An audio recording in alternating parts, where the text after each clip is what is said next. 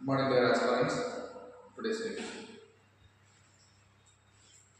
2025 Nobel Prize in Physiology and Medicine. 2025க்கான Nobel prize மெடிசனை பொறுத்த மட்டும் 3 பேருக்கு கலெக்டிவாக 3 பேருக்கு கொடுத்துருக்காங்க. அதில் ஃபர்ஸ்ட் மேரி ப்ரோன்கோ,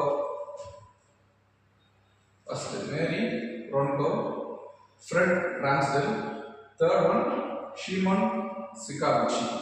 இவங்க எதுக்காக நோபல் பிரைஸ் அப்படின்னா இம்யூன் சிஸ்டத்தை எப்படி கண்ட்ரோல் பண்ணுறாங்க, எப்படி கண்ட்ரோல் ஆகுது நம்ம பாடியில் ஒரு இம்யூன் சிஸ்டம் அப்படிங்கிறத ரிலீவ் பண்ணியிருக்காங்க.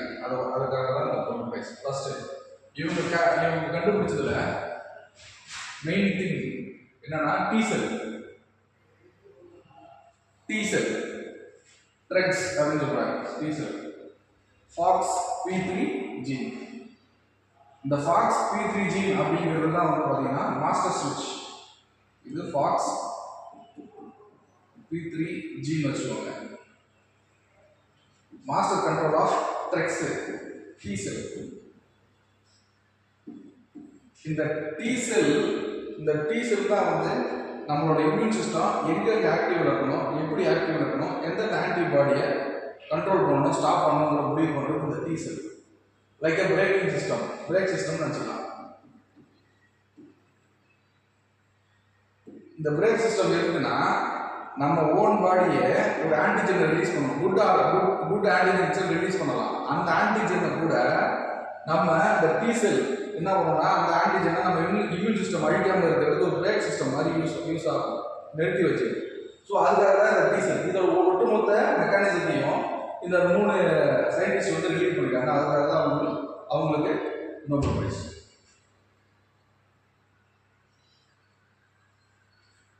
ஸோ இப்போ இந்த கண்டுபிடிப்புனால என்ன செய்ய முடியும்? First auto immune diseases. ஒரு சில டிசீஸ் வந்து இம்யூனிட்டிக்கு இல்லாதனால ஒரு சில டிசீஸ் வந்து நம்ம ஓவர் அஃபெக்ட் பண்ணும். அப்போ அந்த டீசெல்ல அதோட ஆக்ஷனை வச்சு இம்யூன் சிஸ்டத்தை பூஸ்ட் பண்ணி ஒரு சில நோய்கள் நமக்கு வராமல் தடுக்க வைக்க முடியும். அதில் first type 1 diabetes, second rheumatoid arthritis and third multiple sclerosis. ஓகேவா? இந்த மாதிரி நோய்களை நமக்கு வராமல் தடுக்க வைக்கணும். ரெண்டாவது கேன்சர் இம்யூனோதெரபி. கேன்சர் அப்படிங்கிறது இந்த டியூமர் செல் அப்படிங்கிறது அன்கண்ட்ரோலபிள் மல்டிபிளாக செல் வந்து மல்டிப்ளை ஆகிட்டே இருக்கும். அப்போ நம்மளோட இம்யூன் சிஸ்டத்துக்கு அந்த செல்லை பிரேக் பண்ணுற அளவுக்கு அதுக்கு அந்த அளவுக்கான பவர் இருக்காது. அப்போ நம்ம அந்த மெக்கானிசத்தை மேனிபுலேட் பண்ணுறது வழியாக அந்த டி செல்லை என்ஹான்ஸ் பண்ணுறது வழியாக என்ன செய்ய முடியும்னா அந்த மல்டிபிளாக கேன்சர் செல்லை ஸ்டாப் பண்ண வைக்க முடியும். ஓகேவா? ஆர்கன் டிரான்ஸ்பிளான்டேஷனும் இதை வச்சு நம்ம அதாவது டி செல் மேனிபுலேஷன் வச்சு ஆர்கன் டிரான்ஸ்பிளான்டேஷன் கூட அச்சீவ் பண்ணலாம். யூபிஎஸ்சிக்கும் இந்த கண்டுபிடிப்புக்கும் இருக்கிற பெரிய ரிலேஷன். ஃபர்ஸ்ட் இதில் ஃபோக்கஸை நீங்கள் படிக்கிறது Nobel prize of physiology medicine. அந்த டீசெல் என்னன்றத கொஞ்சம் அட்வான்ஸாக கொஞ்சம் இன்டெப்த்தாக படிச்சுக்கணும். செகண்ட் மெயின்ஸில் இந்த அப்ளிகேஷன் ரிலேட்டடாக மெயின்ஸ் டீட்டெயிலிங் கொஸ்டினை கேட்க முடியும். ஸோ அதை படிச்சுக்கணும். ஓகேங்களா? அடுத்த news decoding the surge in crimes against children, a data driven look at Assam, Rajasthan and Kerala. NCRT release பண்ண ரிப்போர்ட். அந்த ரிப்போர்ட்டை பார்த்தீங்கன்னா அசாம்ல 100% கிரைம் அகேன்ஸ்ட் 100% அதிகரிச்சதாகவும், கேரளாவில் 106% அதிகரிச்சதாகவும், ராஜஸ்தானில் 70% அதிகரிச்சதாகவும் ரிப்போர்ட் ரிலீஸ் பண்ணியிருக்காங்க. ஸோ இப்போ நீங்கள் இதில் தெரிஞ்சுக்க வேண்டியது இந்த ரிப்போர்ட்னால கிரைம் அதிகரிச்சிச்சு அப்படிங்கிறது மட்டும் நியூஸ் இல்லை. ஸோ இப்போ இந்த கிரைம் அதிகரிச்சிச்சு அப்படின்னு ரிப்போர்ட் வந்தால் நம்மளோட கவர்னன்ஸ் மெக்கானிசம் நல்லா ஒர்க் ஆகணும்னு தான் அக்கௌண்டபிலிட்டி வந்துருக்குன்னு அர்த்தம். சிட்டிசன்ஸ் அதாவது பாதிக்கப்பட்டவர்களாம் என்ஹான்ஸ் ஆகி ரிப்போர்ட் பண்ணுற அளவுக்கு வந்திருக்காங்க அப்படிங்கிறது தான் அர்த்தம். ஸோ இந்த மாதிரி வேற ஆளுங்க வந்து புரிஞ்சுக்கணும் இந்த ஒரு விஷயம், இந்த ஒரு நியூஸ்.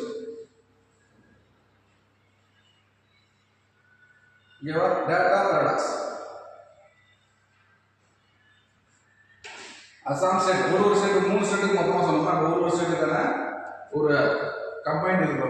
அசாமில் ஸ்டேட் என்ஃபோர்ஸ்மெண்ட் 5,267 cases PCMA அதிகமாக prevention of child again marriage இங்கே அடுத்து ராஜஸ்தானில் legal reclassification section 376 POCSO act kidnapping கேஸ்ல இருந்து எல்லாமே அதிகப்படியாக ரிஜிஸ்டர் ஆயிருக்கு எங்க ராஜஸ்தான்.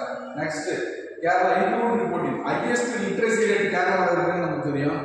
அந்த லிட்ரஸி எதில் இம்ப்ளை ஆகிருக்கு அப்படின்னா அவங்களால கேஸ் கொடுக்கறதுக்கு ஸ்ட்ரெயிட்டாக அவங்க கேஸ் ரெஜிஸ்டர் பண்ணுற அளவுக்கு கூட அவங்களுக்கு நாலேஜ் இருக்குன்னு நம்ம புரிஞ்சுக்கலாம். லீகல் ஃப்ரேம்வொர்க் ஃபார் சைல்டு ப்ரொடெக்ஷன்ல நம்ம இந்தியன் கவர்மெண்ட் இந்தியன்ஸ்ல இந்த சிஸ்டத்தில் இருக்கிற லீகல் ஃப்ரேம்வொர்க் என்னென்ன அப்படிங்கிறத டாபிக் மட்டும் தான் இதில் இருக்கும். நீங்கள் இன்டெப்த்தாக படிச்சுக்கணும். கண்டிப்பாக இதில் வந்து கொஸ்டின்ஸ் அடிப்படையாக யூபிஎஸ்சி கேட்க வாய்ப்பு இருக்குது. First POCSO act protection of children from sexual offence. ஓகேவா? Ensures stricter and procedure protection for child victims. இதில் ப்ரொவிஷன்ஸில் நிறைய ப்ரொவிஷன்ஸ். இதெல்லாம் நான் பெயிலபிள் அஃபென்ஸு. அந்த சைல்டு பாதிக்கப்பட்ட சைல்டு ஒன்ஸ் ஆஃப் சர்க்கிள் கொண்டு போயிட்டு அவங்களுக்கு தேவைப்பட்ட provisions medical facilities psychological treatment எல்லாமே கொடுக்குற ப்ரொவிஷன்ஸ் தான் இந்த போக்சோ ஆக்டில் வரும். Second prohibition of child marriage act 2006. 18 வயசுக்கு கீழே எந்த ஒரு ஆணோ பெண்ணோ ஆண் குழந்தையோ பெண் குழந்தையோ யாரும் கல்யாணம் நடக்கூடாது அந்த ஆக்ட். இந்த ஆக்ட் என்ஃபோர்ஸ் பண்ணுறதுக்கு ஒரு டிஸ்ட்ரிக்டில் ஒரு ஆஃபீஸர் இருப்பாங்க, சோஷியல் வெல்ஃபேர் ஆஃபீஸர். ஸோ அதோட உள்ள இருக்கிற மெக்கானிசம் கொஞ்சம் நல்லா படிச்சுக்கலாம். அடுத்து IPC section 376 to provoke rape விக்டிம்ஸ்லாம்.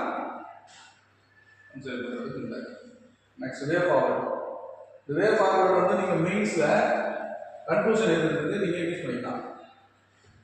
நான் ஃபர்ஸ்ட் இது சொன்னால் சஸ்டைன்டு என்ஃபோர்ஸ்மெண்ட்னா இந்த ஆக்ட் மூலமா பெனால்டிஸை மட்டும் எடுத்து கொடுக்கறது பெரிய விஷயம் இல்லை. அதே நேரத்தில் சிட்டிசன்ஸையும் பீப்புள்ஸையும் என்ஹான்ஸ் பண்ணணும், அவங்களோட நாலேஜ் என்ஹான்ஸ் பண்ணணும், அவங்களுக்கு வந்து ஃப்ரெண்ட்லி நேச்சரில் சிஸ்டம் இருக்கணும் அப்படிங்கிறத இந்த first point. Next preventive measures. Root காக்கும்போது கம்யூனிட்டி போலீசிங் எஜுகேஷனல் ப்ரோக்ராம்ஸ் அதிகமாக நடத்தி சிட்டிசன்ஸை எம்பவர் பண்ணணும். Next capacity building strengthen the judicial and child protection infrastructure. Child protection infrastructure includes police station, social welfare departments இதெல்லாமே include ஆகும். அடுத்து data policy ஒன்று frame பண்ணக்குள்ள டேட்டாஸ் எவ்வளோ முக்கியம் அப்படிங்கிறத பற்றி நீங்கள் அதுக்கு இந்த டேட்டா உபயோகிச்சு.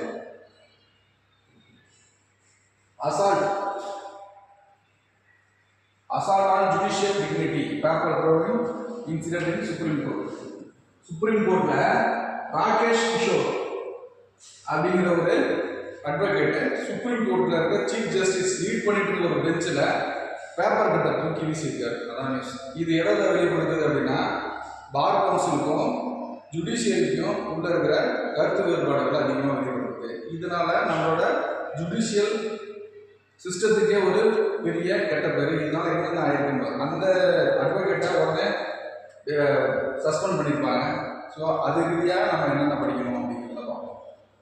Immediate action bar council of India issue interim suspension order for gross மிஸ்கண்டக்டாக இமிடியேட் சஸ்பென்ஷன் பண்ணியிருக்காங்க. Root cause supreme court judge chief justice வந்து விஷ்ணு சிலைய ரெஸ்டோரேஷன் திரும்பி மறுசீரமைச்சு வைக்கிறத பொறுத்து ஒரு கருத்து சொல்லியிருப்பார். அந்த கருத்தை வந்து சோஷியல் மீடியாவில் தவறுதலாக அதிகமாக ஸ்ப்ரெட் பண்ணுறதுனால அதை நீக்கப்பட்டுள்ளோம்.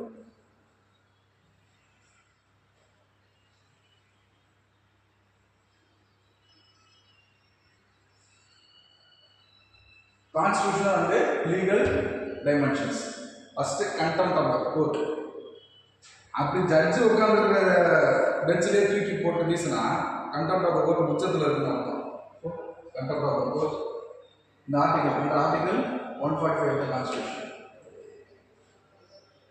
அடுத்து bar council role of it's a statutory body under advocates act 1961. ரெஸ்பான்சிபிலிட்டியை மீறுற மாதிரி responsible for maintaining the profession of conduct standards.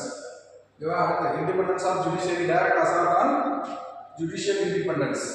இப்போ த்ரெட்டன் பண்ணுற மாதிரி இருக்கு. ஜட்ஜை த்ரெட்டன் பண்ணால் ஜட்ஜை எப்படி கரெக்டாக போடுவார். ஓகேவா?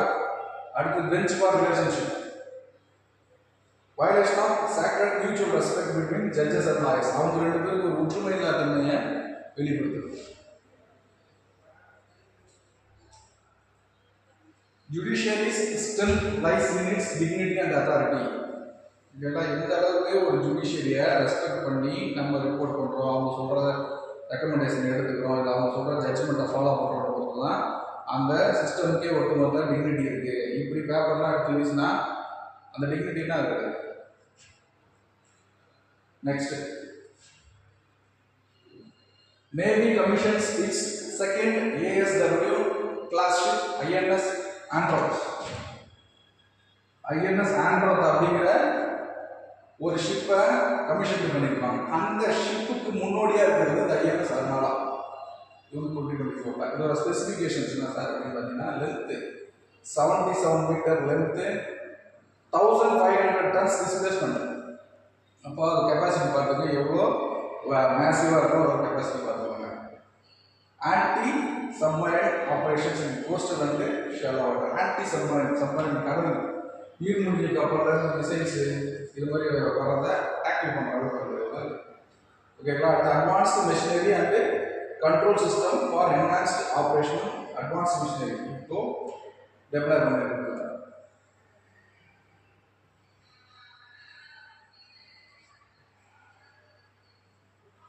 Securities transaction tax, the constitutional challenge. முதல்ல இந்த செக்யூரிட்டி டிரான்சாக்ஷன் டாக்ஸ்னா என்ன முதல்ல தெரிஞ்சுக்கணும். ஒரு ஷேரை விற்கிறீங்க வாங்குறீங்க அப்படின்னா ஒரு டாக்ஸ் கட்டணும். ஷேர்ஸை வாங்கினாலும் சரி, பைனாலும் செல்லுனாலும் you pay a tax called security transaction tax. So இந்த டேக்ஸ் லெவி பண்ணுறத கான்ஸ்டியூஷனல் ப்ரொவிஷன்ஸ் மீறப்பட்டிருக்கு அப்படின்னு சொல்லி சுப்ரீம் கோர்ட்டில் கேஸ் நடக்குது. என்னென்ன கான்ஸ்டியூஷனல் ப்ரொவிஷன் மீறப்பட்டிருக்கு? First article 14. Article 14 right to equality. இந்த டேக்ஸ் விதிக்கிறது மூலமா அந்த ஈக்குவல் ரேஞ்சிலே அந்த பாண்ட்ஸ் ஷேர்ஸ் எல்லாம் டிரான்சாக்ட் பண்ணுறதுல ஈக்குவல் ரேஞ்சாகவே இந்த டேக்ஸ் மெக்கானிசம் இல்லை அப்படிங்கிறது தான் ஃபர்ஸ்ட் வாதமாக இருக்கு. அடுத்து ஆர்டிகல் 19 வர்ற ஃப்ரீடம் ஆஃப் ட்ரேட்.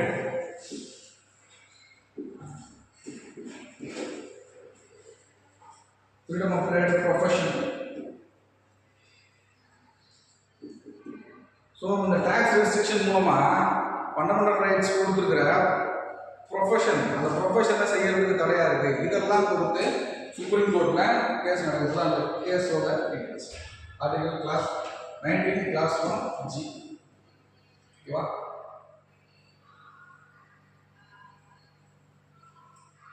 இங்கே ஃபாலோ பண்ண ஃபண்டமெண்டல் ரைட்ஸ் அந்த ஆர்டிகல் 14, 19, 21 எல்லாம் மீறப்பட்டிருக்கு.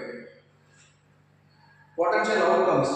ஸோ இந்த கேஸில் வர பொட்டன்ஷியல் அவுட்கம்ஸ் ஃபஸ்ட்டு அந்த டேக்ஸை அப்லோட் பண்ணலாம். இருக்கிற டேக்ஸ் இருக்கிறது தான் நீங்கள் கட்டி தான் ஆகணும்னு சொல்லிட்டு அந்த டேக்ஸை அப்லோட் பண்ண முடியும்.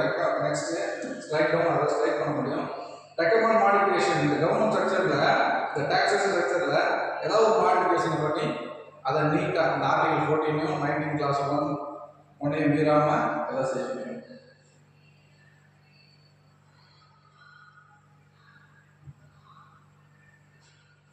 Thank you.